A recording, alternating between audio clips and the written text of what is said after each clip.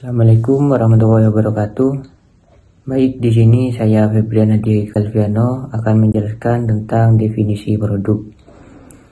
Dalam persaingan bisnis yang semakin ketat, perusahaan harus terus berinovasi agar mampu memenuhi kebutuhan konsumen dan bersaing di pasar. Selain pengembangan produk, penetapan harga juga sangat penting karena memengaruhi keputusan pembeli konsumen dan keuntungan perusahaan.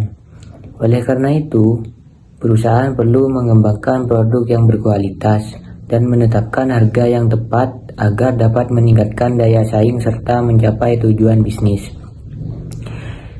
Definisi produk ialah segala sesuatu yang ditawarkan kepada konsumen untuk memenuhi kebutuhan dan keinginan mereka.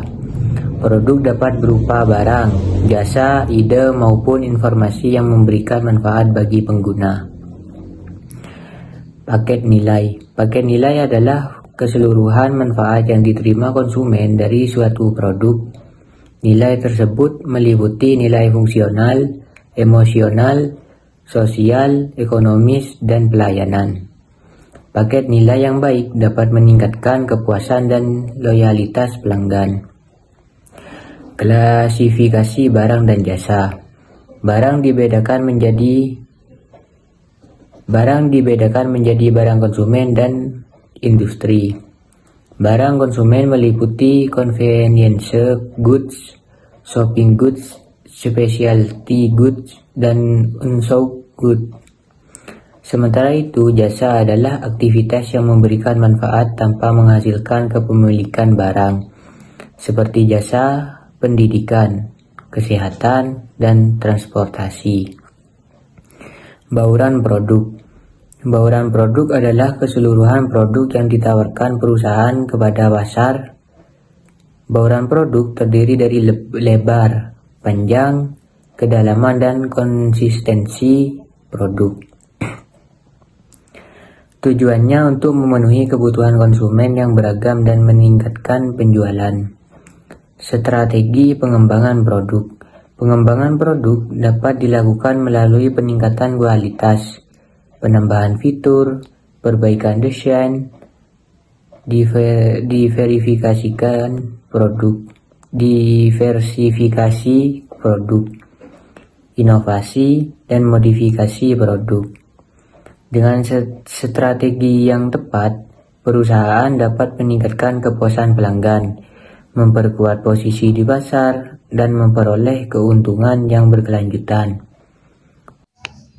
Baik, di sini saya akan melanjutkan presentasi yang telah diberikan oleh rekan saya. Di sini saya akan menjelaskan 2 poin saja. Yang pertama yaitu pembangunan produk baru, dan yang kedua di sini ada siklus hidup produk. Langsung saja ke pembahasan pertama. Pembangunan produk baru adalah proses menciptakan atau memperbaiki produk agar sesuai dengan kebutuhan konsumen dan mampu bersaing di pasar. Tujuannya yaitu yang pertama memenuhi kebutuhan konsumen, yang kedua meningkatkan keuntungan, yang ketiga memperluas pasar, dan yang keempat mengikuti perkembangan teknologi. Proses perkembangannya yaitu meliputi 1. Mencari dan memilih ide produk, yang kedua mengembangkan konsep produk, yang ketiga menyusun strategi pemasaran, yang keempat menganalisis biaya dan keuntungan, yang kelima membuat serta menguji produk, dan yang keenam memasarkan produk secara luas. Perkembangan jasa dilakukan melalui inovasi layanan, menambah fitur, dan meningkatkan kualitas pelayanan serta digitalisasi. Yang kedua yaitu siklus hidup produk. Siklus hidup produk adalah perjalanan produk sejak diluncurkan hingga tidak diminati lagi oleh konsumen. Tahapannya yaitu melalui perkenalan, produk baru dikenalkan, penjualan masih rendah.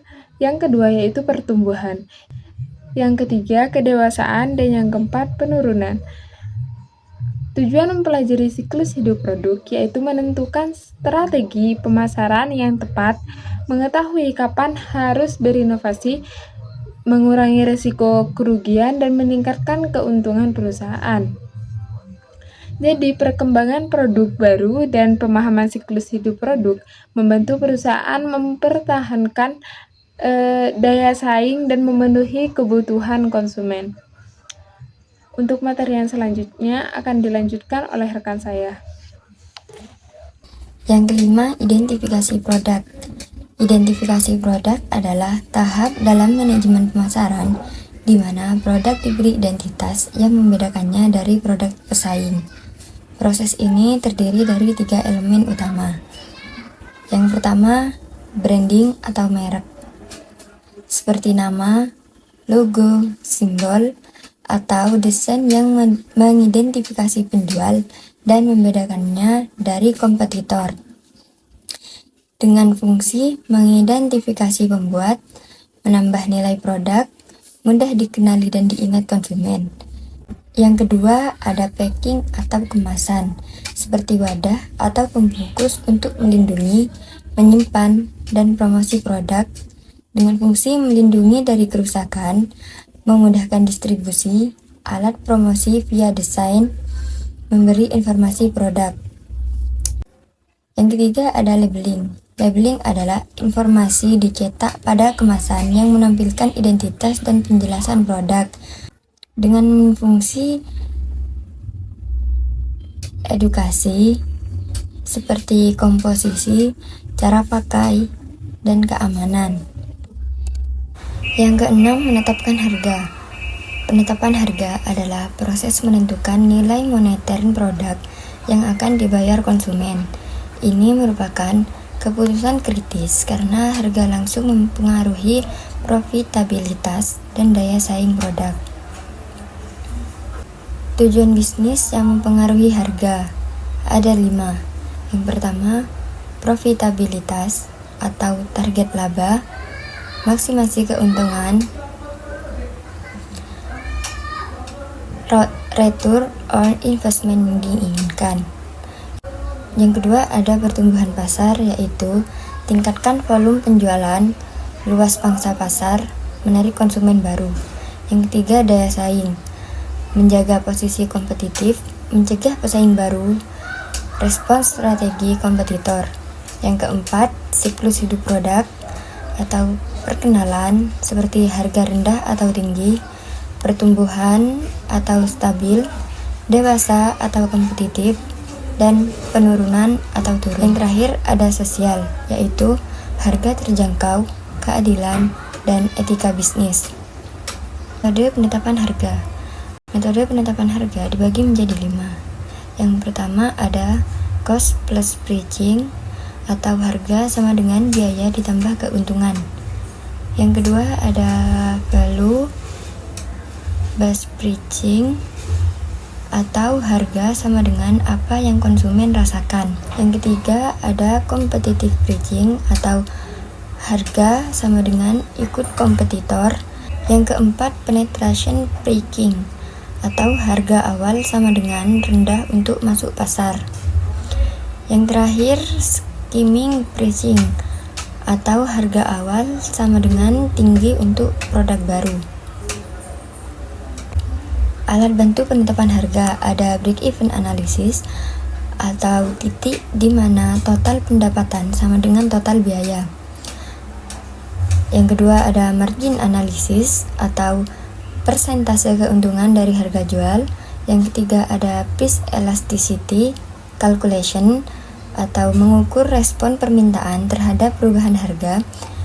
Yang terakhir ada contribution margin atau kontribusi setiap unit terhadap biaya tetap dan laba.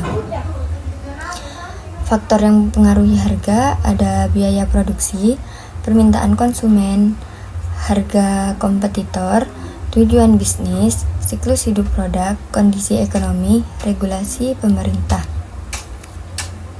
Di video ini saya akan menjelaskan materi terakhir, yakni tentang strategi dan taktik dalam penetapan harga. Nah, Yang pertama adalah strategi penetapan harga, yang dimana strategi penetapan harga merupakan cara perusahaan untuk menentukan harga untuk mencapai tujuan bisnis. Berikut ini ada 5 strategi. Yang pertama adalah skimming price, yakni harga tinggi saat peluncuran, lalu diturunkan bertahap. Yang kedua adalah penetration pricing, harga rendah untuk menarik banyak pelanggan dan menguasai pasar. Yang ketiga, competitive pricing, harga disesuaikan dengan harga pesaing. Yang keempat, value-based pricing, yakni harga berdasarkan nilai atau manfaat yang dirasakan pelanggan. Yang kelima, product line pricing, yaitu menetapkan beberapa tingkat harga pada berbagai varian produk. Yang kedua adalah taktik dalam penetapan harga. Taktik dalam penetapan harga merupakan langkah jangka pendek untuk mendukung strategi harga. Berikut ini ada 6 taktik. Yang pertama adalah diskon harga, yaitu potongan harga untuk menarik pembeli. Yang kedua, promosi, penurunan harga sementara saat promo. Yang ketiga, psychological pricing, yaitu harga dibuat lebih menarik, misalnya Rp99.900. Yang keempat, bundle pricing, menjual beberapa produk dalam satu paket dengan harga lebih murah. Yang kelima, harga diferensial, yaitu harga berbeda untuk kelompok pelanggan yang berbeda. Yang keenam, harga musiman, yaitu harga berubah sesuai musim atau waktu tertentu. Yang ketiga adalah penetapan harga internasional.